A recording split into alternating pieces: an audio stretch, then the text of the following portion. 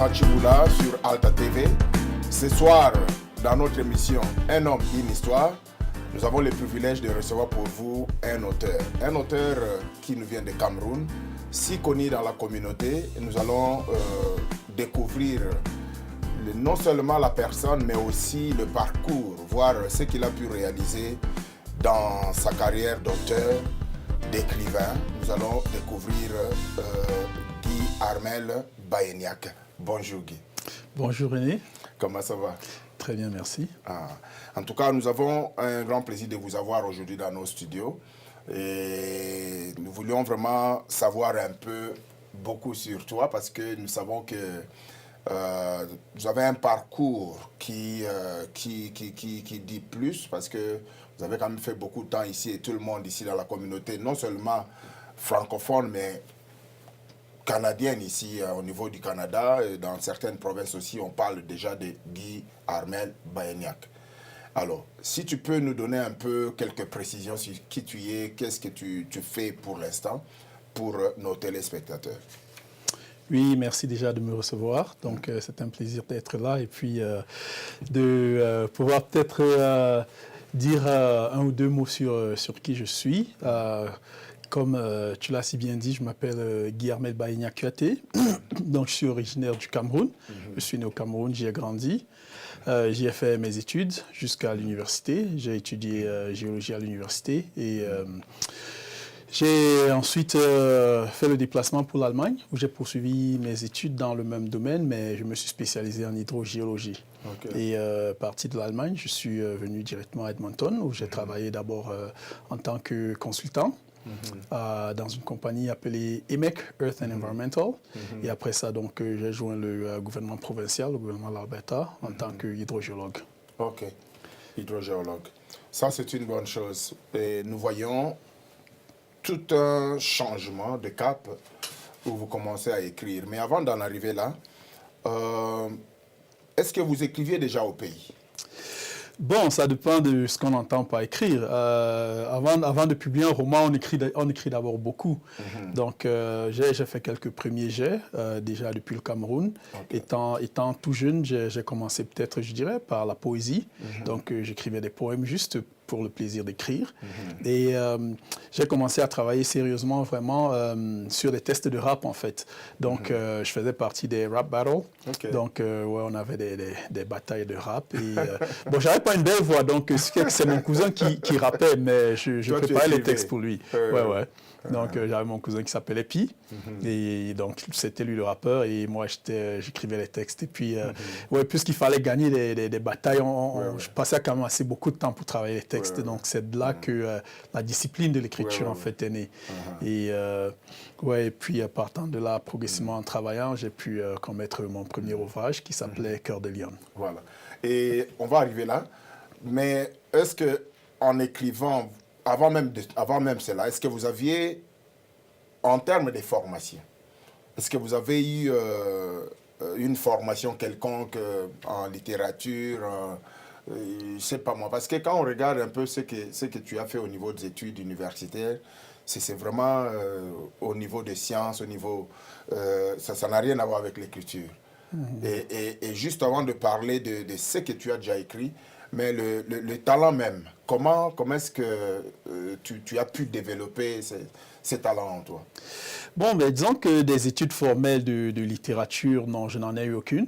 Ben, en Afrique, tout comme toi d'ailleurs, on a fait des cours de français où on nous apprenait des règles de base. Et puis, mais au-delà de ça, non, pas tout à fait. Et j'ai quand même eu cette chance que mes parents donc, étaient enseignants. Et il y en avait qui étaient donc enseignants de français. Donc, j'avais à ma disposition... Ils enseignaient même à la maison, hein? Ouais, ils essayaient.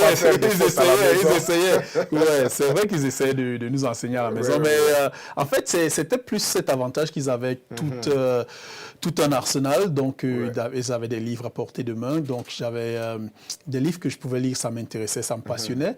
Et donc, j'ai beaucoup vécu dans des petits villages où il n'y avait pas grand-chose à faire hors de la maison. Donc, je passais beaucoup de temps à lire. Et puis, c'est comme ça que le goût déjà de la littérature m'est venu.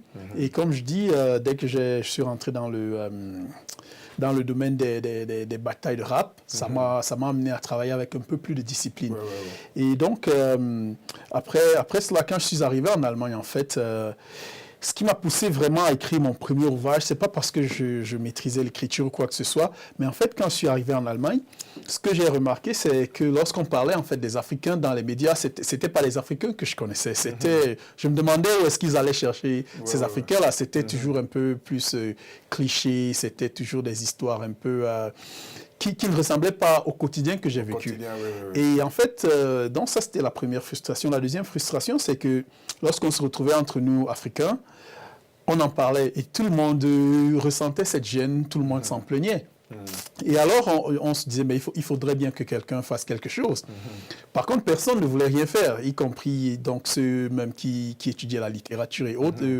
C'était vraiment la littérature académique, là, c'était la grammaire, des trucs. Et donc, personne n'avait le temps de se consacrer à écrire. Mais moi, à un moment donné, je me suis dit, si on veut que les choses changent, il faudrait bien qu'on les change nous-mêmes.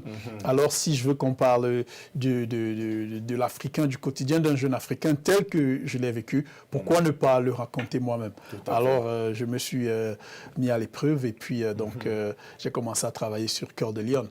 Et en fait, j'avais juste une ébauche. Mais quand je suis arrivé au Canada, et le même constat, en fait, continuait ici au Canada. Donc, cette manière d'écrire le commun de l'Africain un peu de façon, comment dire, ça stéréotypé. Et je me suis dit, ah tiens, je vais donc épousseter ce que j'avais et voilà, et j'ai écrit donc mon premier ouvrage. Merveilleux, merveilleux.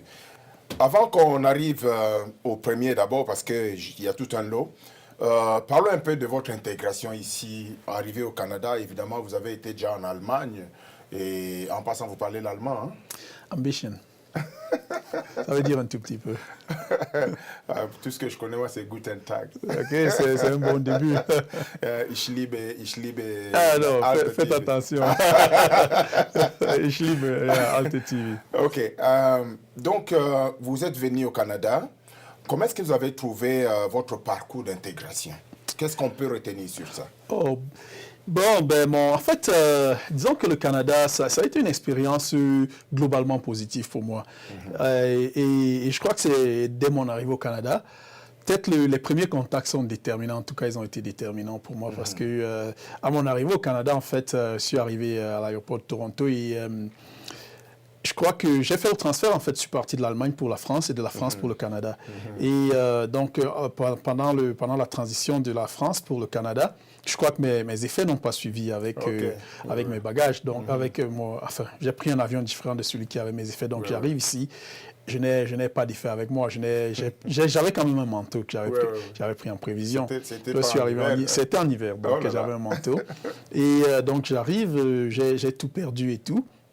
Mais ce qui est curieux, c'est que, en fait, je suis passé par les services d'immigration. Et lorsqu'on arrive, donc, il y a ceux qui sont déjà citoyens ou autres, ou visiteurs. Et puis, il y a donc maintenant les services d'immigration pour les tout premiers arrivants. Donc, j'arrive là et je rencontre une dame, elle est assez gentille. Elle m'accueille bien, on fait tout ce qu'on a à faire. Je lui explique que voilà, je pars retrouver mes bagages. Elle fait tout pour me rassurer. Elle me dit ce que je dois faire, où je dois aller et tout. Et après, donc, les procédures d'usage, elle me dit bienvenue au Canada. Alors là, c'était vraiment...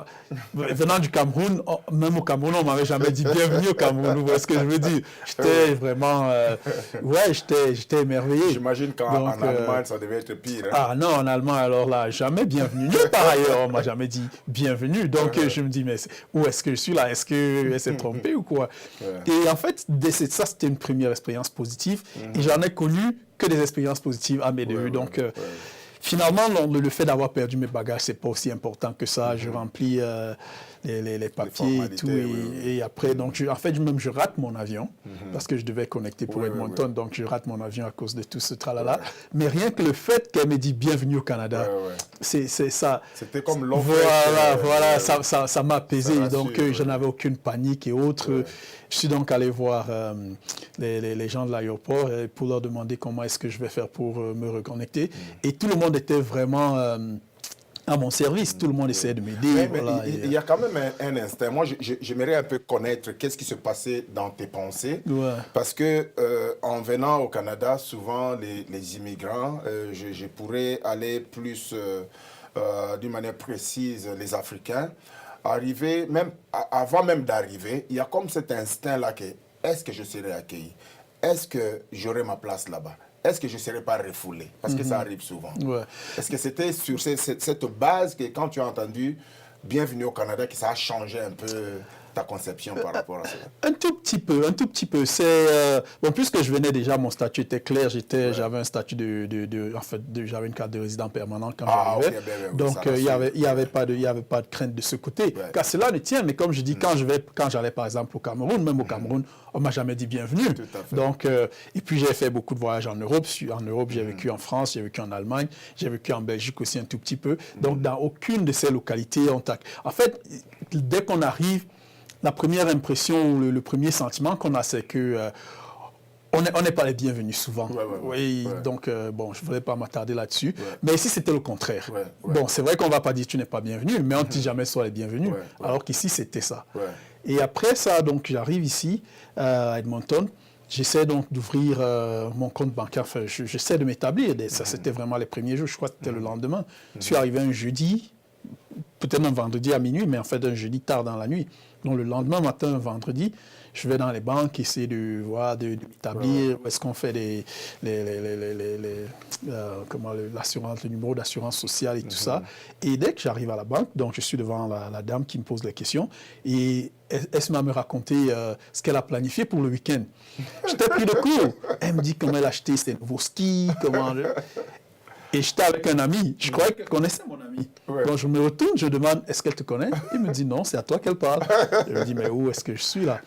Donc, voilà, beaucoup de petites... Ça, c'était vraiment dans les débuts. Beaucoup de petites expériences positives qui ont fait que je me suis senti dès les premiers jours en confiance. Accueilli, Voilà.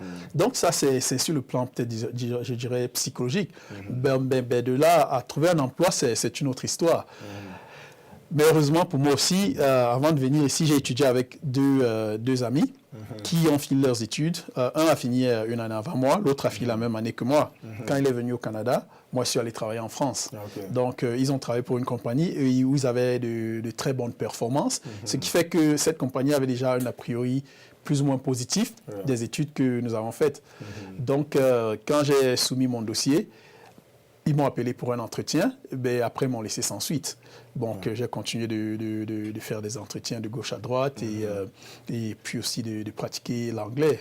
Donc plus tard, après un certain temps, un jour ils m'ont rappelé comme ça et voilà, ils m'ont fait une offre. Après une seconde phase d'entretien, donc ils m'ont fait une offre et puis tout est parti de là. Et puis je n'ai jamais cessé de travailler depuis. Et l'intégration, je sais que déjà, le fait d'être bien accueilli, ça facilite l'intégration, on se sent vraiment inclus. Et comment est-ce que tu as fait face à l'intégration? Parce qu'aujourd'hui, tu travailles, tu continues à travailler, tu n'es pas réparti, tu es resté. Ça fait combien de temps là? Oh, ça fait un peu plus d'une quinzaine d'années. Hein. 15 ans, c'est beaucoup. Tu t'y es établi, tu as eu tes enfants ici, tu t'es marié ici aussi? Définitivement. Bon, disons que j'étais ici avant de me marier, mais je me suis marié au Cameroun. Ah, ok. Ok, mais tout ça, c'est, on va dire que 15 ans de vie vraiment active ici à Edmonton, un vrai Canadien. Ça, c'est sûr. En tout cas, mais quels sont les défis de l'intégration? Qu'est-ce qui a été les défis? C'est vrai que tout a été bien au début, mais quels sont les défis au niveau les défis de l'intégration sont multiples. Il y a déjà, c'est un environnement nouveau. Il y a déjà, bon, ça va faire un peu cliché, mais au Canada, l'un des premiers problèmes auxquels on est confronté quand on arrive en hiver, c'est le froid. Ah, c'est le froid. Comment gérer le froid? Donc, voilà, tous ceux qui ont vécu ailleurs qu'au Canada vont vous dire que le froid, c'est déjà un problème. Mais c'est assez symptomatique du fait que l'intégration, ça a un aspect aussi de préparation. Est-ce qu'on est préparé à affronter voilà, ce qu'on va rencontrer sur le chemin? Voilà. Donc, après le froid, il y a aussi la culture. Et donc, sur le plan culturel, pas seulement culturel, socialement parlant, mais même professionnellement parlant. Sur le plan culturel, par exemple, au niveau professionnel, je trouvais que les gens étaient assez agressifs. Au niveau de l'emploi, sur le plan professionnel. Déjà, quand on travaillait sur le terrain, quand j'étais consultant, on travaillait dans des mines de sable bitumineux. Donc, on n'avait pas le droit d'utiliser nos téléphones, par exemple. Donc, on utilisait les talkie-walkie. Et déjà, il y a déjà le langage du terrain, c'est pas le langage du bureau. C'est pas l'anglais scolaire. Là. Voilà. Donc, et quelquefois, j'étais perdu. J'étais vraiment accablé parce que quelqu'un va m'appeler dans son talkie-walkie, il va dire « Guy, where's your 20 ?» Je me demande où est mon vin, ça veut dire quoi, mon vin? Alors qui veut juste savoir où est-ce que je suis. Mais voilà, maintenant, ayant parlé français toute ma vie, je traduis d'abord en français pour qu'est-ce qu'il essaie de raconter là, et puis après, voilà, donc ça c'était donc déjà le défi de la langue, déjà n'ayant pas vraiment parlé l'anglais. C'est vrai que j'ai fait mes études en Allemagne en anglais, mais l'anglais s'arrêtait en classe. Après, c'était l'allemand. C'est au niveau pratique, communication. Voilà. Donc, ça, c'était aussi un défi. La langue aussi a été un défi. Ça continue d'ailleurs d'être un défi. Donc, on apprend tous les jours. Mais ça aussi, c'était donc un défi au niveau de l'intégration. À part cela, il y a aussi la culture globale en tant que telle. Donc, voilà. Par exemple, même le français, la façon dont les Canadiens parlent français, c'est pas forcément la façon dont les Africains parlent français. Et souvent, il y a certaines expressions aussi qui diffèrent. Donc, souvent, on a du mal à se comprendre. Et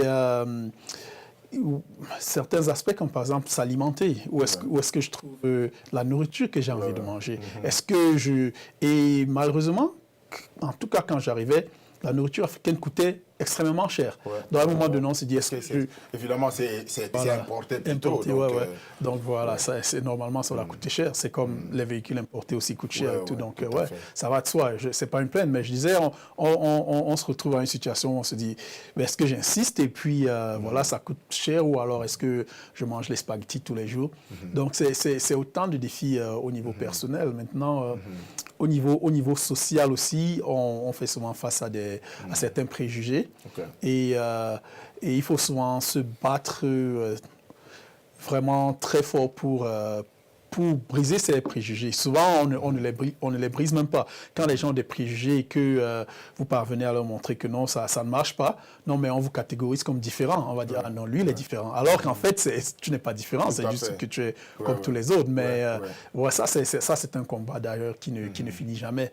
Parce que je peux briser le cliché ou le préjugé auprès d'une personne, mais la seconde personne a ce même préjugé jusqu'à ce que tu te prouves encore. Donc, ça, c'est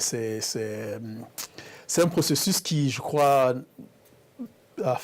est difficile à briser. C'est une personne à la fois ou un groupe de personnes à la fois. Et puis l'environnement aussi dans lequel vous évoluez, ça diffère. OK, en tout cas, vraiment merci par rapport à ça. On a quand même une idée, mais ça, c'est notre première partie. C'était beaucoup plus pour voir un peu le parcours que tu as pris et puis tous ces défis-là au niveau de l'intégration.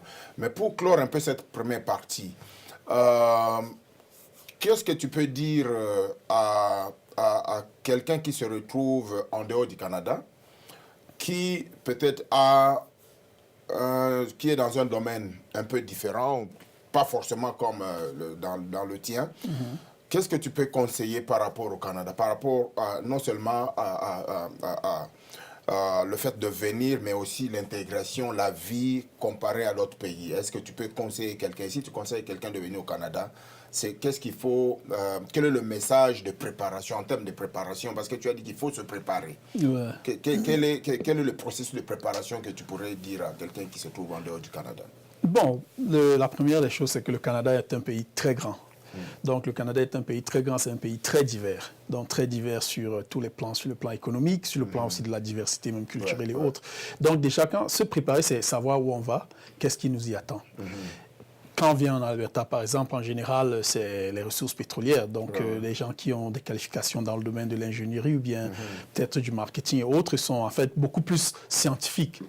Voilà. Et si on va peut-être, disons que vers d'autres provinces, peut-être dans l'Ontario, c'est beaucoup plus les IT, par exemple, ou bien l'automobile et autres. Donc, déjà, savoir où est-ce qu'on va, savoir quels sont les atouts de cet endroit. Ça, c'est peut-être sur le plan professionnel. Sur le plan personnel, en dehors des préparations, comme il faut s'attendre à affronter le froid. Sur le plan personnel, c'est vraiment avoir confiance en soi. Se dire que si on prend déjà le risque de tout laisser derrière, c'est qu'on n'a pas l'option. On n'a pas d'autre option que celle de réussir. Ça, je crois que ça, c'est même le plus important. Tout le reste, là, il y aura toujours des difficultés. Les uns auront des difficultés plus grandes que les autres. Mais le plus important, c'est de se dire que l'échec n'est pas permis. Ouais. Voilà. Donc, je crois que ça, c'est le plus gros facteur qu'on doit avoir en tête. Et se dire aussi qu'à cela ne tienne, bon, ayant vécu quand même dans d'autres régions du monde, le Canada reste quand même un endroit où il y a assez de chances pour réussir. Tout à fait. Ouais. Ouais. Super. En tout cas, merci. Donc, nous allons prendre une petite pause avant d'aller à la deuxième partie où nous allons vraiment parler de votre carrière d'écrivain. Alors, chers téléspectateurs, donc nous allons prendre un petit moment et n'allez surtout pas loin de vos écrans. Nous allons reprendre dans quelques instants. Merci. Venez voyez, Jésus est bon. Venez voyez, comment il est. Venez voyez, Jésus est bon. Il nous a donné sa joie. Il nous a donné sa paix. Il nous a donné sa vie. Ah, il nous a donné son onction. Venez voyez, comment il est bon. Alta TV, voir c'est savoir. Now at Omni Television every Sunday at 6:30 a.m. and every Friday at 9:30 p.m. Merci. Nous voici de retour sur notre plateau Alta TV ici au centre-ville d'Edmonton dans votre émission Un homme, une histoire. Un homme, une histoire. Ici, nous allons un peu aller, Guy Armel, dans ton implication au niveau de la communauté. Parce que vous avez parlé de la communauté ici, les amis que vous avez trouvés, qui vous ont accueillis. Et puis, il y a quand même un parcours au niveau communautaire et tout le monde, en tout cas dans la communauté francophone, connaît Guy Armel. Mais qu'est-ce que tu pourrais nous dire par rapport à ton implication? Il y a une communauté camerounaise ici, il y a une communauté francophone qui se trouve comme une communauté minoritaire ici en Alberta. Et comment tu peux expliquer ton implication par rapport à tout ce qui est communautaire là? Merci de me poser cette question. C'est une très bonne question, une question très complexe parce que bon, l'implication communautaire, ça dépend de ce qu'on comprend par implication communautaire. Mais bon, je dirais que j'essaye de m'impliquer d'une manière ou d'une autre en étant actif au sein de diverses communautés que tu as citées déjà, parce que lorsque je suis arrivé, la communauté m'a accueilli, comme tu l'as si bien dit. C'est vrai que la communauté, quand je dis la communauté, je parle de la communauté, celle qui m'a accueilli, c'était la communauté d'amis, donc y compris des Camerounais, d'autres Africains et des Canadiens, donc c'était une communauté d'amis. Et au-delà de cela, il y a aussi la communauté camerounaise qui était naissante, et au sein de laquelle je me suis impliqué. Donc, j'étais le premier président, donc le président fondateur de la communauté camerounaise d'Edmonton. D'accord. Voilà. Donc, et puis avec beaucoup d'autres membres fondateurs que, bon, peut-être que je ne vais pas nommer ici, mais bon, sinon je vais en oublier certains. Donc, voilà, nous avons créé la première. Ça, c'était en quelle année ça? En fait, on a formalisé notre association en 2008. Ouais, mais on travaillait déjà ensemble pendant longtemps. On a travaillé aussi avec toi. Avec le centre d'accueil. Voilà, donc on a travaillé. Mais la structuration, en fait, le travail que tu as fait avec d'autres fondateurs, c'était de structurer la communauté. Exactement, exactement.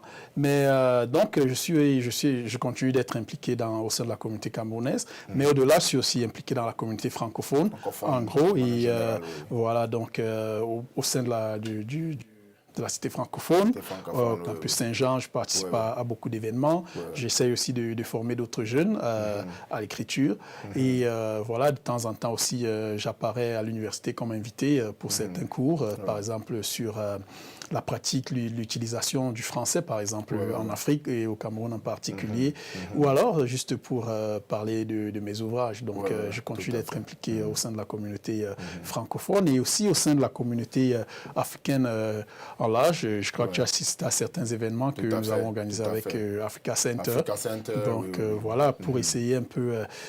pour essayer de participer, non d'être un spectateur, mais pour être un acteur du développement et de l'établissement de la communauté africaine en Alberta. Super, super. Alors, Cœur de Lion. Et ça, c'est le tout premier livre que Guy Armel a écrit. Et c'est là que tu as dit que tu as... J'aimerais un peu savoir, parce que tu l'as publié ici à Edmonton, C'est vrai, mais il me semble que tu as commencé à l'écrire en dehors d'Edmonton, avant, je vais dire. c'est vrai. Ok. Tu peux vrai. nous en dire plus? Tout à fait, tout à fait. Donc, je disais, Cœur de Lion, en fait, ça part de ce constat quand j'arrive en Occident, où lorsqu'on parle des Africains, c'est toujours de manière un peu stéréotypée, c'est toujours un peu des clichés. Et nous, les Africains, on s'en plaint, mais on n'en fait rien. Et alors, j'ai un ami qui est journaliste, et en fait, il était journaliste à TF1, je crois. Un jour, on en parlait, on en discutait, et puis il nous dit, écoute, ce qui intéresse les journalistes, ce n'est pas les trains qui arrivent à l'heure à la gare. Ce qui intéresse les journalistes, c'est les trains qui n'arrivent pas à l'heure. Donc voilà, une autre analogie, c'est quelqu'un qui disait un journaliste ne va jamais parler d'un chien qui a mordu un homme, mais il va parler de l'homme qui a mordu un chien. Or, nous, ce qu'on veut, c'est qu'on parle du chien qui mord l'homme. Ouais. Donc ça, c'est quelque chose de normal, ça, c'est quelque chose de tous les jours, mais ça n'intéresse personne. Tout à fait. Alors, il nous a dit, si vous voulez parler des chiens qui mordent les hommes, vous en parlez vous-même. Donc voilà, si vous voulez parler du quotidien, de ce qui est normal, ça ne va pas intéresser, ça ne fait pas scoop. Ouais. Donc, vous en parlez vous-même. Il était comme ça en visite chez nous en Allemagne, puis ça m'a donné l'idée. Donc, quand on se rencontre, en Allemagne aussi, on a créé une association de Camerounais comme ici, à Edmonton.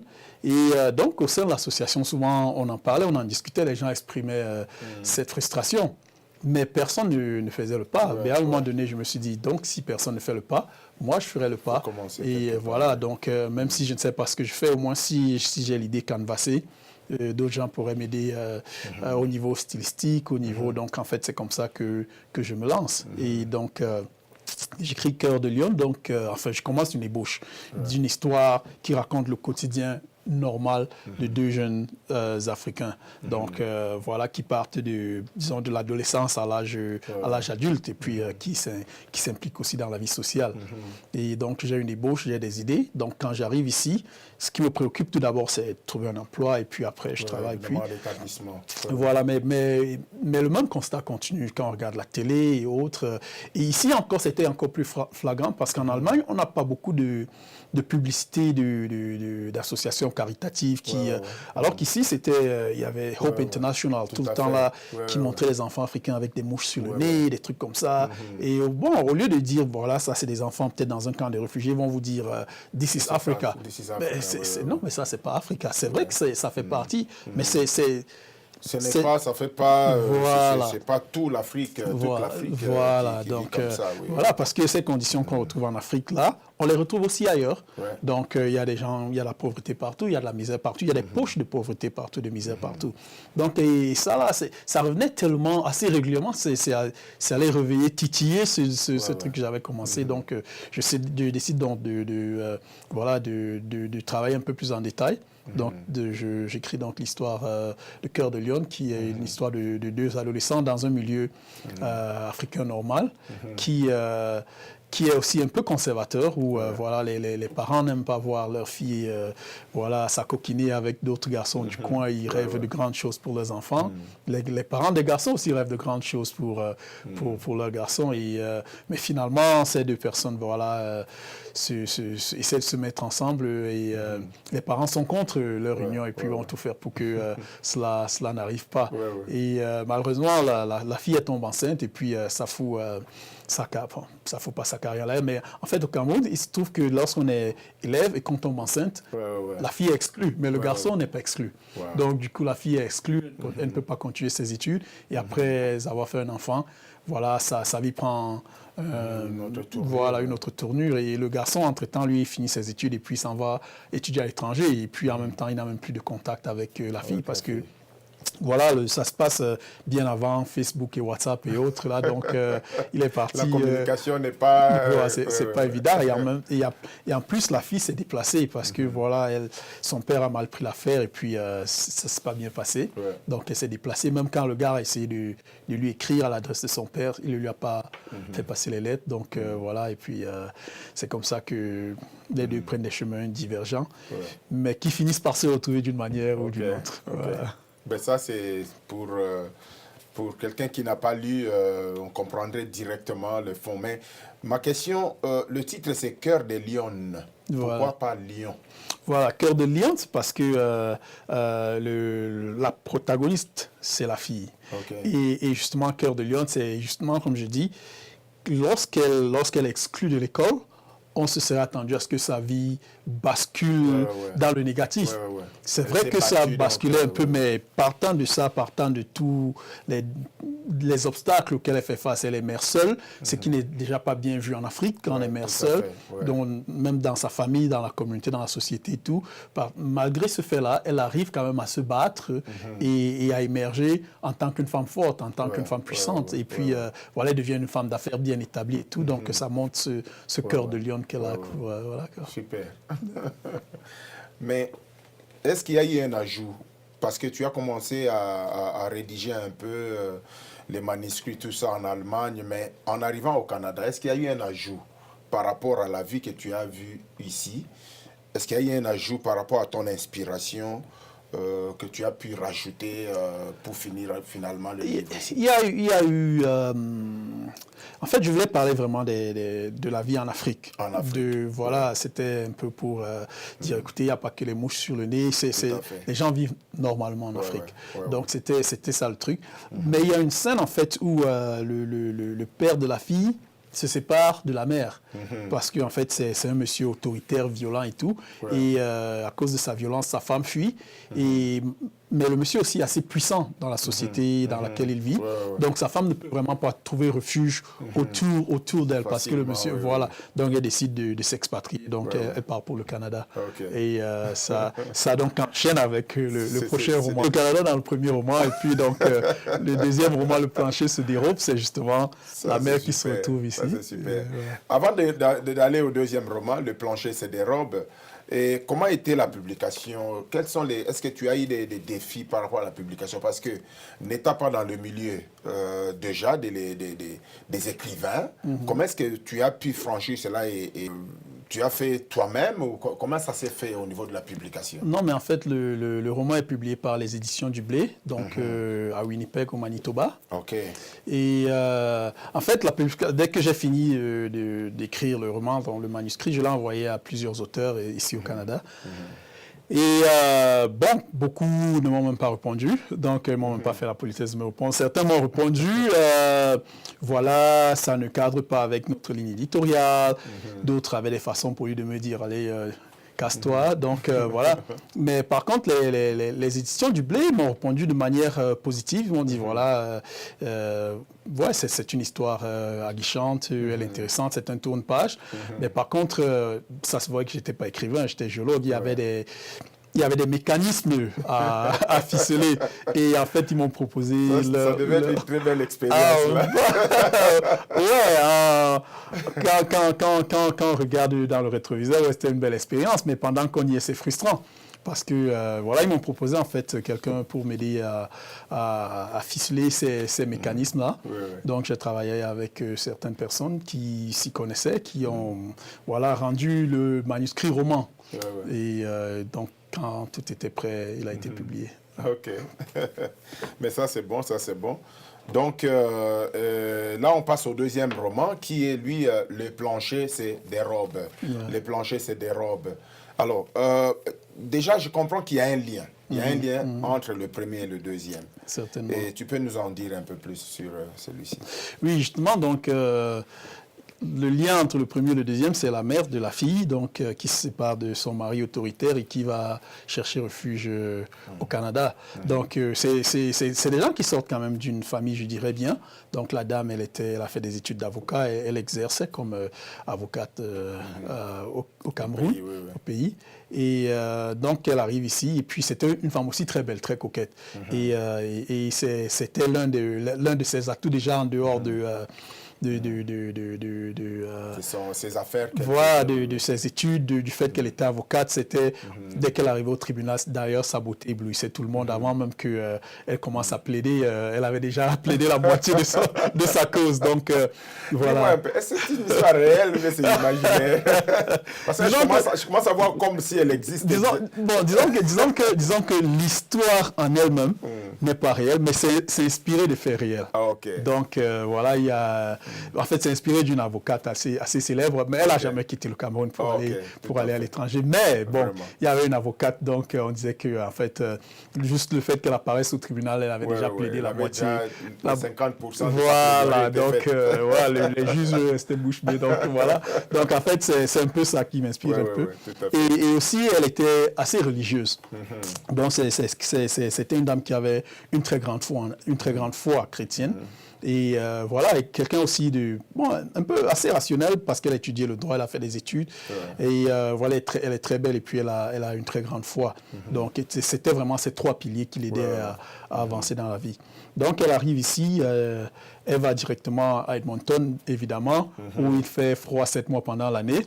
Donc, la coquetterie, c'est à la porte, quoi. Donc, il faut s'emmitoufler, il faut se couvrir. Des bottes, Voilà, des manteaux. manteaux. Après, c'est à peine si on voit les yeux, on devient carrément un ninja. Donc, voilà. Donc, cet atout-là, c'est à peine si elle peut les faire valoir. Donc, là, elle se rend compte que, bon, écoutez, niveau coquetterie, là, il faudrait repenser ces schémas. Mais malheureusement aussi sur le plan professionnel, elle a étudié le droit, je crois que c'est le droit civique, et ici c'est le common law.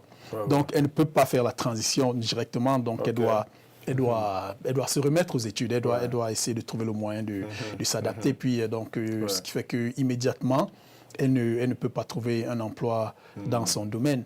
Et donc tout ce qui lui restait, c'est vraiment sa foi qui la soutenait, qui lui permettait d'aller. Donc, elle joint une église où elle pratique sa foi, elle continue de pratiquer sa foi. Mais de temps en temps, les prêches du pasteur avaient des allusions qui lui faisaient croire que elle, en tant que personne, mais pas elle seule, mais qui lui donnait cette impression d'être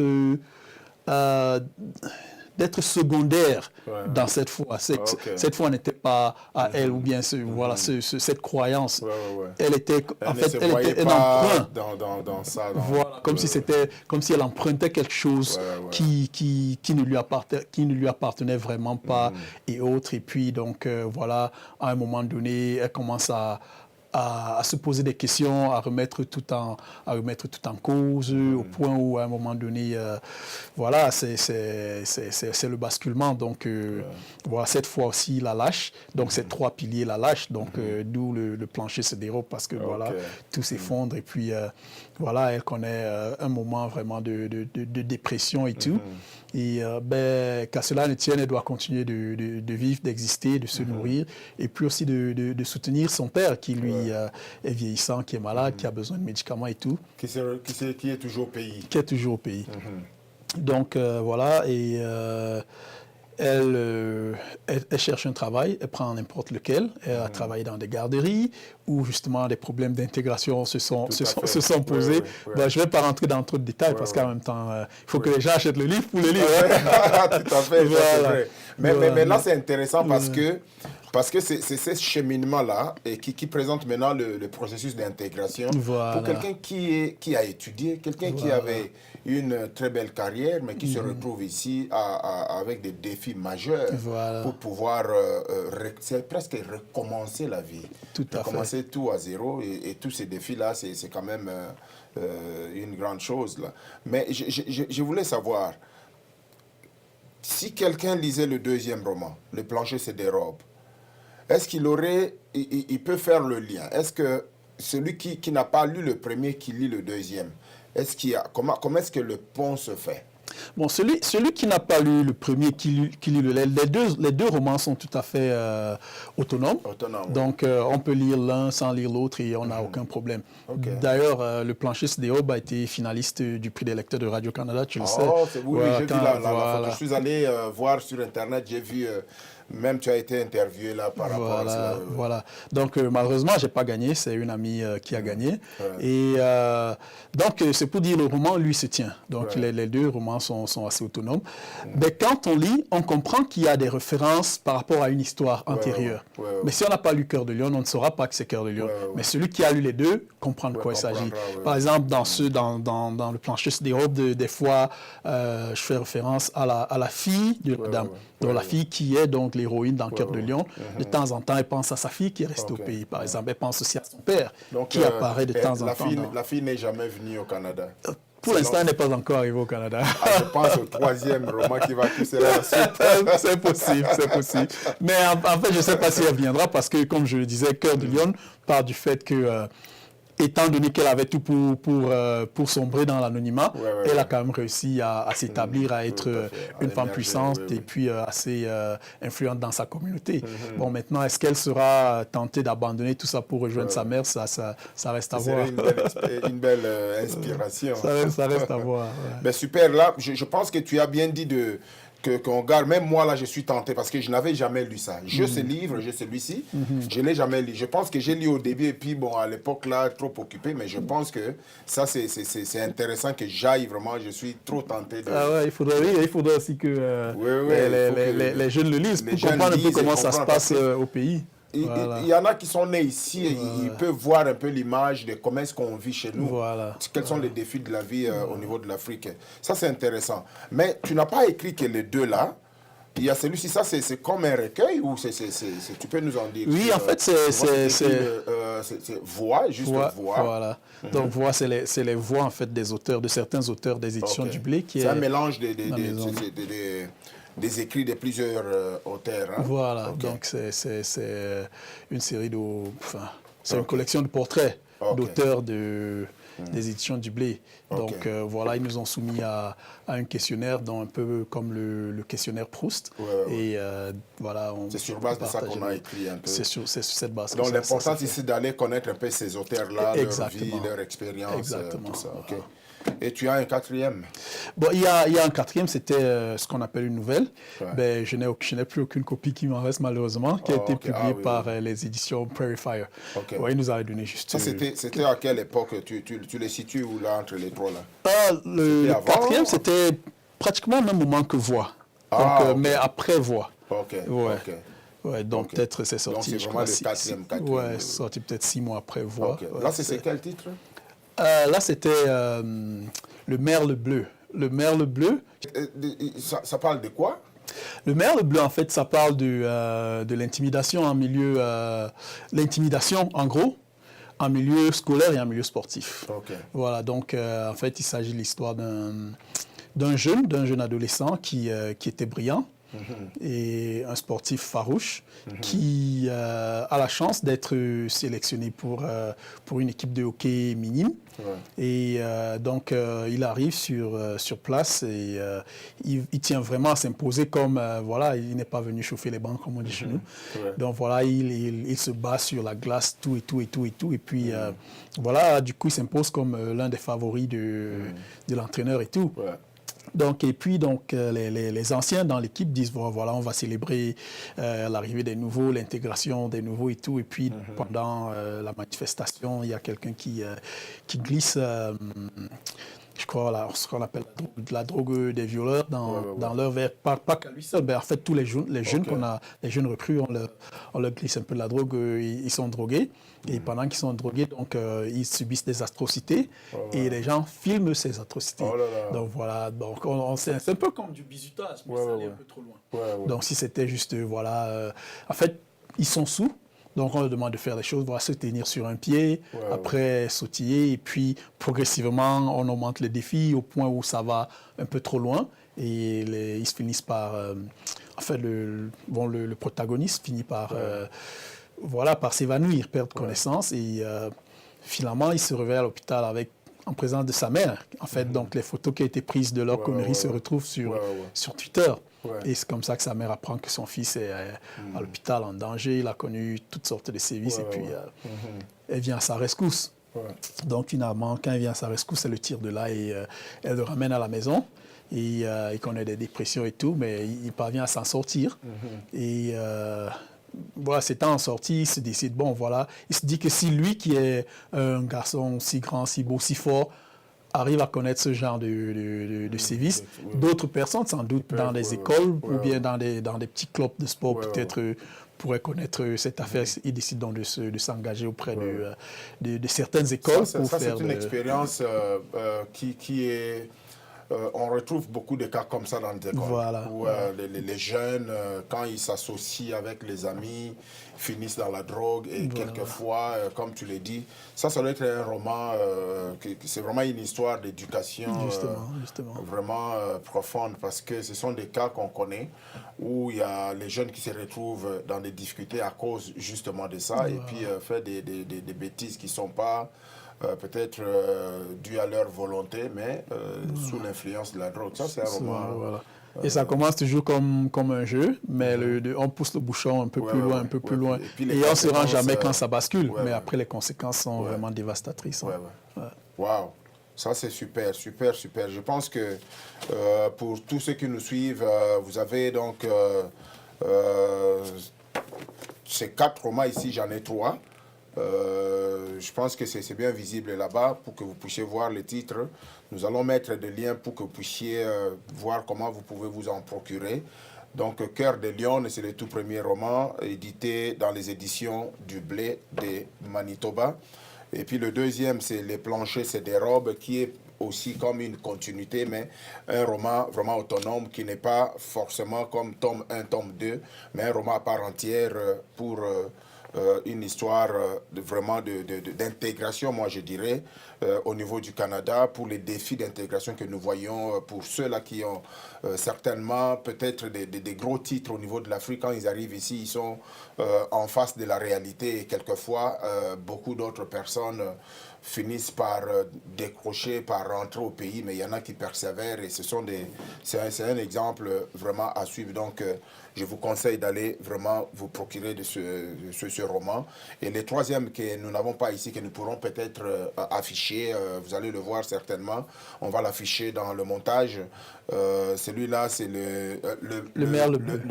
Merle bleu. Merle bleu, ça c'est quelque chose qu'on a appris, le Twitter, l'oiseau qui tweet, qui fait des bruits. Et on va voir qu'il y a beaucoup d'influence au niveau surtout de la jeunesse. Je conseille à tous les jeunes de lire ces livres pour éviter des expériences vraiment malheureuses. Alors, vraiment, c'était un plaisir de vous avoir dans notre studio, Guy Armel, mais je ne sais pas, avant qu'on puisse terminer, quelle est la santé de la communauté francophone maintenant? Oh, disons que la communauté francophone grandit. Ça, c'est le moins qu'on puisse dire. Les dernières statistiques le prouvent. Et il y a un très grand afflux venant de la communauté francophone africaine. Donc, ce qui fait que, voilà, les deux... Il y a aussi une communauté francophone locale, franco-albertaine, et une communauté francophone qui vient de l'Europe et puis du Québec. Donc, ça fait un mélange assez hétéroclite, qui n'est pas toujours facile à gérer, mais qu'on parvient quand même à gérer. Je crois qu'il y a quand même des leaders communautaires comme toi qui font un travail excellent au niveau social, au niveau spirituel et tout, qui quand même permettent que voilà, la communauté se tienne. Donc voilà, c'est comme une famille. Les enfants ne s'entendent pas tout le temps, mais à la fin, on reste une famille. Tout à fait. Voilà. Alors, un dernier mot pour justement ces membres des communautés. Est-ce que tu pourrais avoir quelque chose à partager venant du cœur, de l'inspiration? Qu'est-ce que tu peux conseiller à nos compatriotes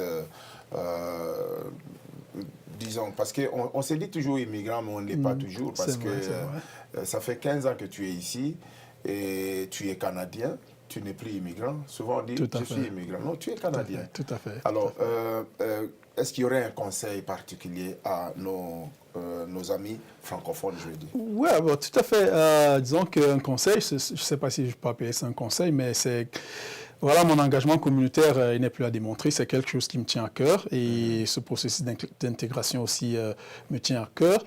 Et je crois que c'est comme une réaction chimique. En réaction chimique, on a des réactions réversibles.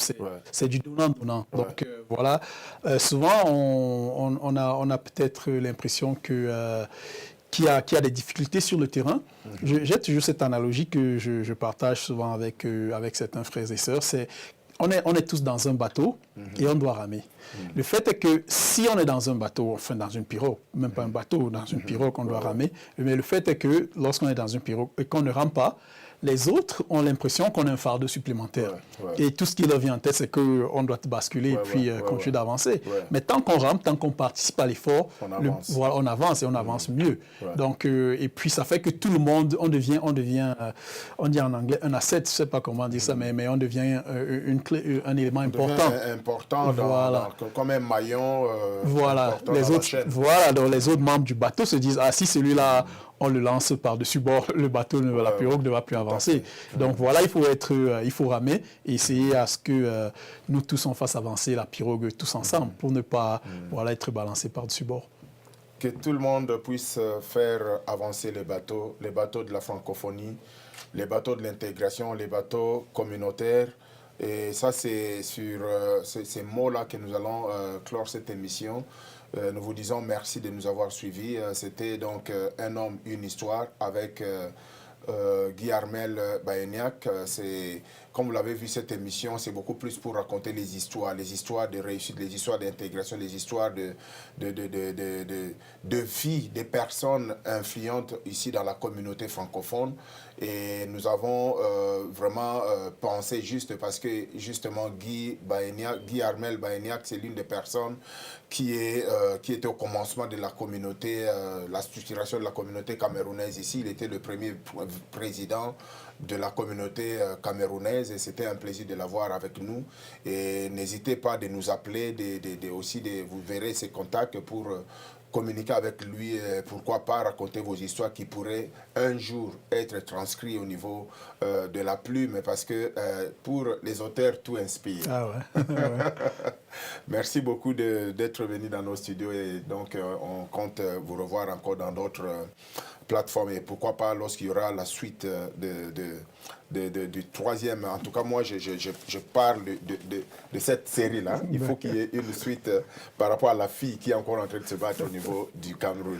Okay, c'est moi qui vous remercie et puis on verra du côté de la fille. Tout à fait. Alors sur ce, merci beaucoup. On se voit à la prochaine. Bye.